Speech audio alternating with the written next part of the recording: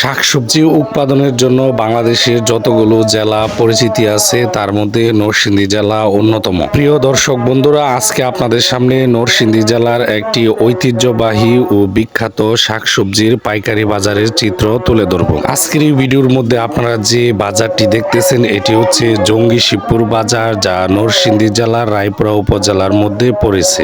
এই গ্রামীণ হাট বাজারটি ঢাকা সিলেট মহাসড়কের পাশে অবস্থিত। প্রতি সপ্তাহে 2 দিন এখানে সাপ্তাহিক হাট বসে থাকে। প্রতি সপ্তাহে রবিবার এবং বৃহস্পতিবার এখানে সাপ্তাহিক হাট বসে থাকে। সাপ্তাহিক হাটের দিন নরসিংদী এবং বেলাবর থানার কৃষক ভাইরা তাদের উৎপাদিত শাকসবজি বিক্রয় করার জন্য বাজারে চলে আসেন। ঢাকা সিলেট কুমিল্লা সহ বাংলাদেশের বিভিন্ন জেলার পাইকারগণ এই বাজারের মধ্যে তাদের শাকসবজি ক্রয় করার জন্য চলে আসেন। সাপ্তাহিক হাটের দিন এই বাজারের মধ্যে লক্ষ লক্ষ টাকার পণ্য বেচাকেনা হয়ে থাকে।